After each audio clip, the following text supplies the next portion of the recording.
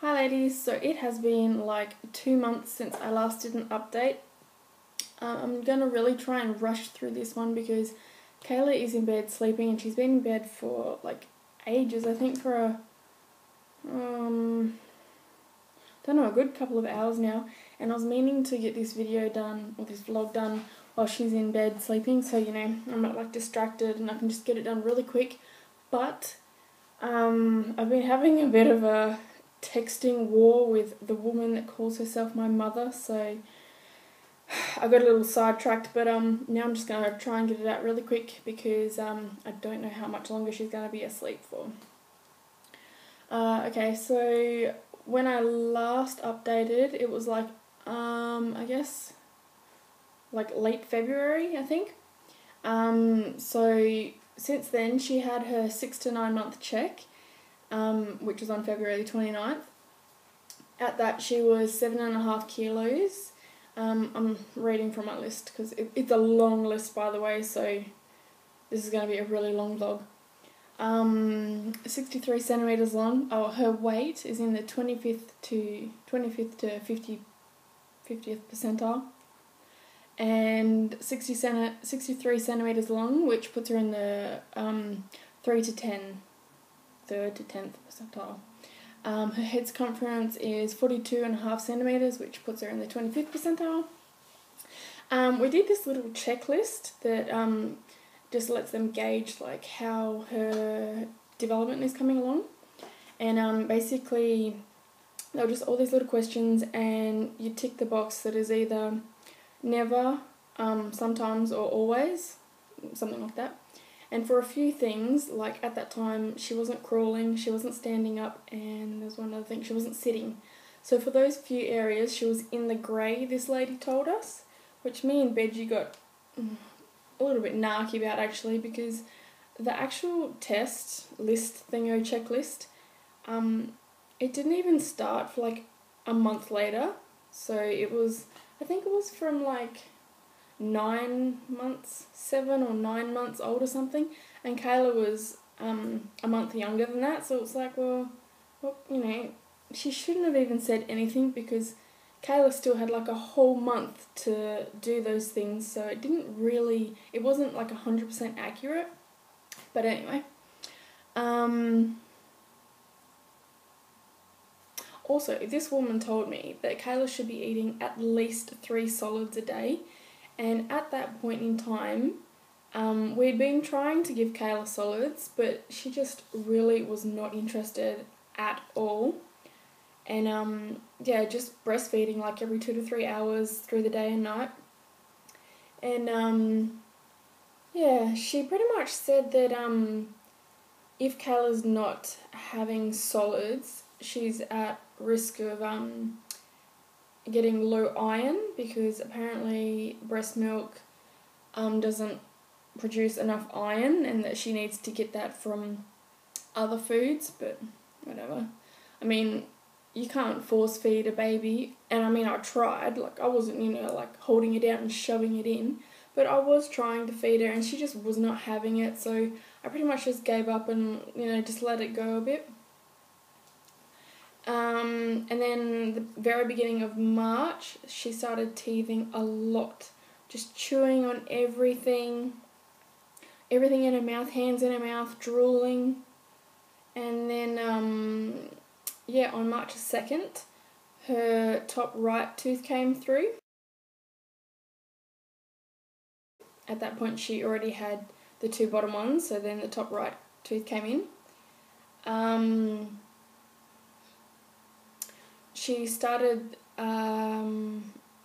sort of getting up on all fours, and she'd like push back a little bit, but she was still really like she couldn't like get up all the way. It was just sort of like a little bit, so it was getting towards crawling. And I'd been giving her baby muesli. It's got like little chunks in it, and she just was not tolerating it at all. Like as soon as it came to a chunk, it would get caught, I guess, or she, didn't like the feeling, and she would just power chuck everywhere. So it was like, well, what's the point in continuing with this if like, it's really not a good experience for her or me. So I just sort of left it. That's my pal, Kayla. Partum. We're the best of friends. Jim, that was on fun. By March the 8th, she was actually getting up properly on all fours and really trying to move forwards. What are you doing? I caught you! I caught you! Yeah, you know what you're doing, don't you? And you know, she could reach out and like quite far and grab toys and stuff, but as soon as she took one hand off the ground, she'd like, you know, fall like face first into the floor. And we had a few nights there, or I had a few nights there, where she wasn't sleeping too well and she was waking like really often during the night for a lot of feeds. So there was a couple of nights in a row there that I really wasn't getting much sleep.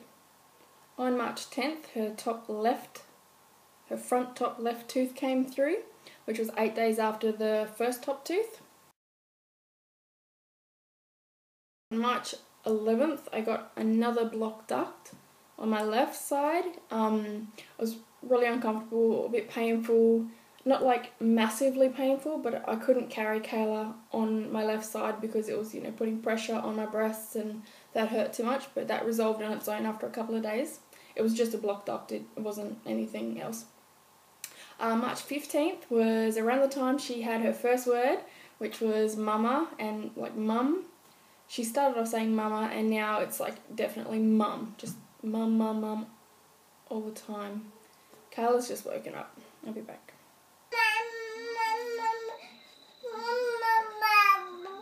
Mama. Okay, Kayla's up and awake now, crawling around, having a bit of a play. Oh, sorry for the background too. I know my last video was like a bit of a pretty background, but I didn't have time because I wanted to get this vlog done quick while she was sleeping. So whatever, you got this gross brown cupboard door background instead. But anyway, yes, I think I left off at Kayla's first word was mum. Now she says it all the time. During the night when she wakes up for a feed, she'll like give me a bit of a kick and she'll be like, mum, mum, mum, mum, until I feed her. It's kind of cute. Also, on that same day, her top left lateral incisor came through. So that is this tooth here. Mine's like crooked and gross. I hope she doesn't get my teeth. I hope she gets nice straight teeth. But yep, top left lateral incisor came through. And she started being able to sort of like, when she was like up on all fours, she'd kind of lean off to the side, so she was like half sitting on her bum and just like almost sitting up. She was so close. Around March 18, like mid-March, she started, you know, understanding what up and hungry means. So, you know, if you'd be like, up, up, she'd get all excited. And as soon as you ask her if she's hungry, she gets all like happy and excited and she's laughing and she starts, you know, like looking for a nipple. Mum, mum. Mum, mum. Mum, mum. Look at your crazy hair. Just woken up, haven't you? Okay, I've got to get this done, Pumpkin.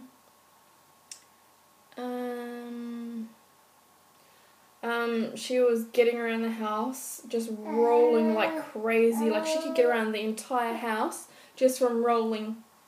And she was real super quick too. At this point, so like mid-March, she was feeding like 9 to 10 times a day, which was about 4 times during the night. So she went from feeding about, you know, 2 to 3 times a night up to like 4 or 5 times a night. And at the moment, it really varies. It's between like 2 and 5 times a night. It really just varies depending on what she wants. Her 6th tooth came through on March 18th as well, and that was the right top lateral incisor, whatever it's called.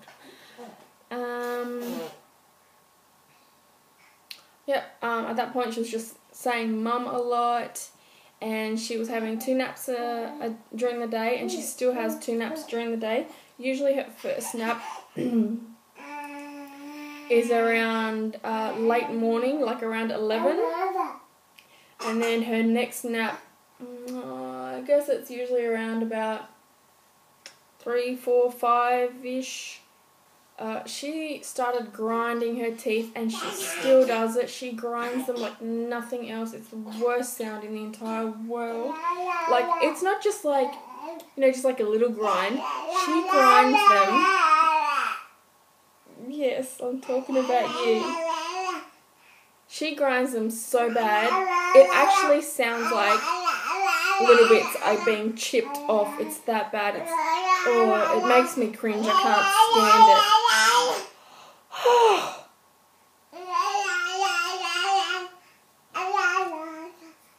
She has a lot to say about it. As you can hear, she babbles a lot. She talks a lot. Yeah. And around the same time, she was getting really, really close to sitting. Sorry, I keep looking off to the side, but I'm just like, I get so distracted by my notes, and I don't want to miss anything.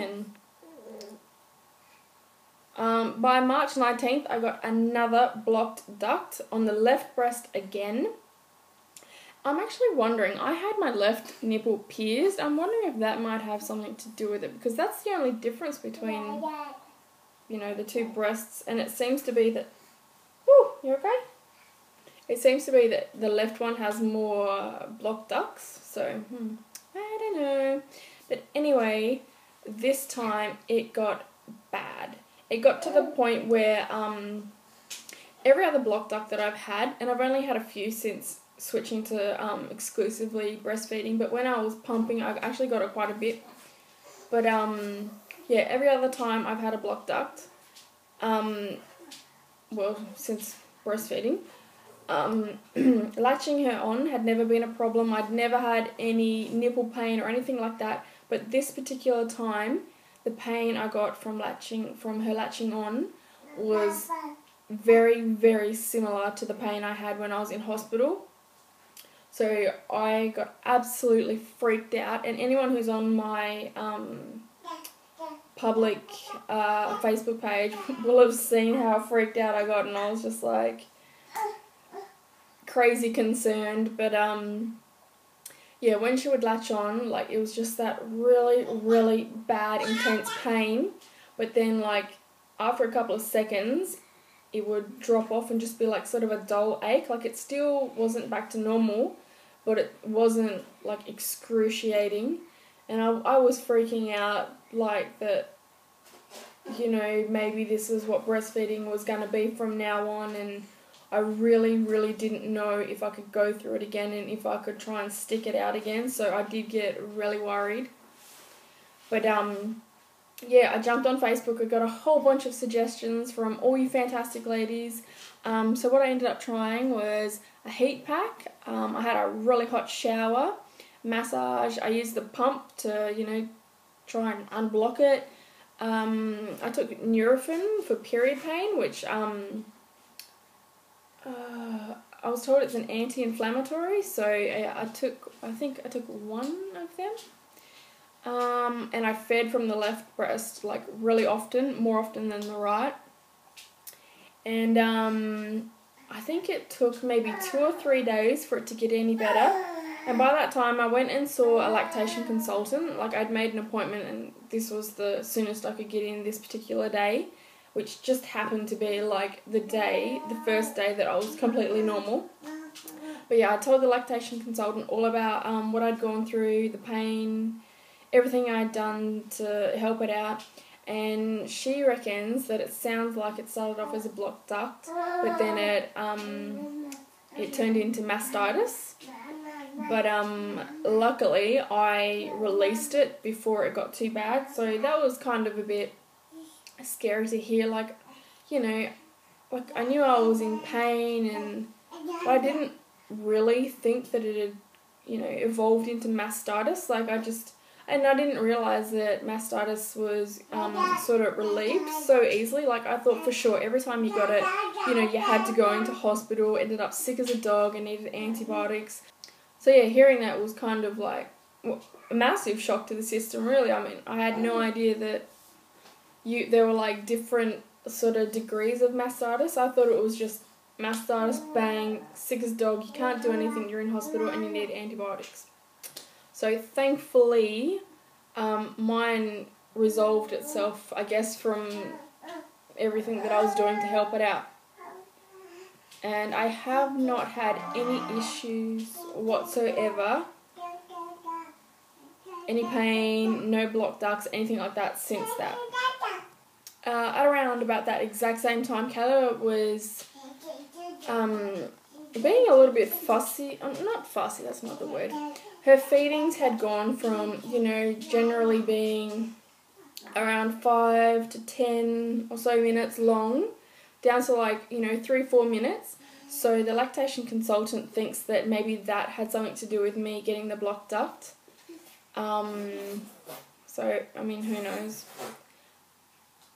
Oh, she said that she thought it might have been one of her wonder weeks where... What have I got? You're in here. Oh. Apparently that's where new pathways are being formed in the brain. And so it sort of, you know, upsets their little balance a little bit. And, yeah. Which is funny because around that time she also suddenly felt heavier. So, yeah, I think she definitely had like a bit of a growth spurt, a bit of a change. And, yeah, around the same time she was also getting really good at going from sitting down to her belly. Like if I'd, you know, set her up, instead of just like falling back and, you know, with like no control at all, she started, she started sort of going down a little bit more gracefully and like bracing herself, so it wasn't just an all out like flinging herself backwards type thing. March 26th, for the very first time, she crawled a few steps. What else do you call it? I don't know. She went forward like twice. You can do it. Good girl. Ah, you took one step. And that same day, I started my second postpartum period. I've got a little app on my iPhone that tells me when my period's due.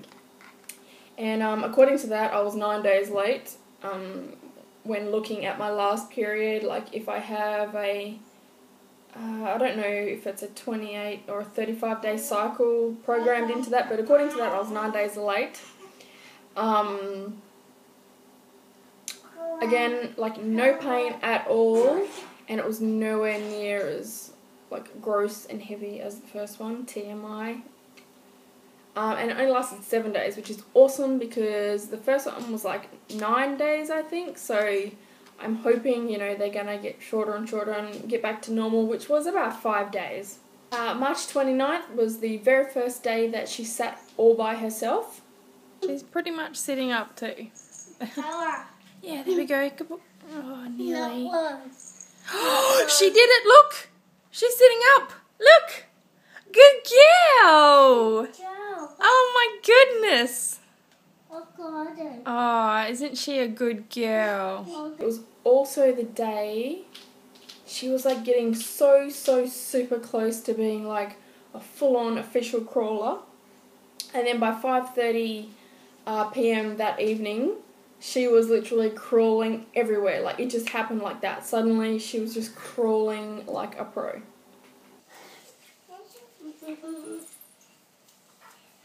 Kayla's crawling, look! What a clever girl! Oh my goodness. Oh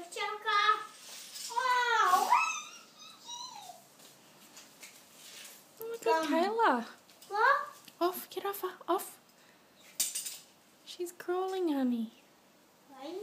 She's crawling. And with the crawling came the sitting as well, because, you know, obviously if you can crawl, then you can, you know, lean over to the side and sit on your butt. Yeah, and she also started clapping. Good girl. Oh, who's a clever girl? Well done. And now she claps all the time, and I'm pretty sure the other day she started waving. April 9th, she pulled herself up. Oh God, she's pulling up on everything, and she's standing up right now, holding on to something that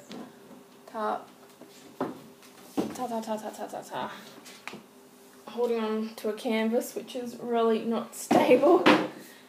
Yes, where was I? April 3, she started pulling herself up onto her knees, using Caden's little table that he has his dinner on.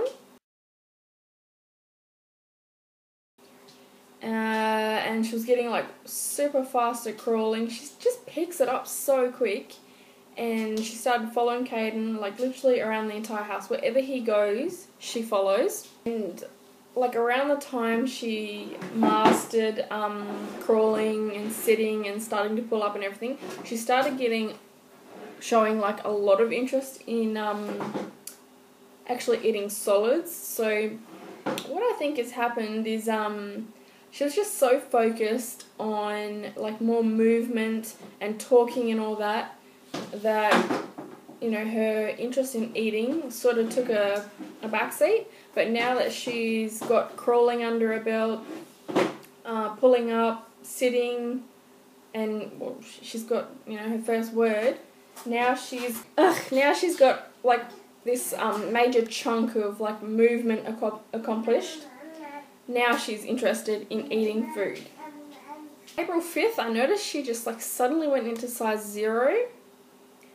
Yeah, she's a bit of a porker.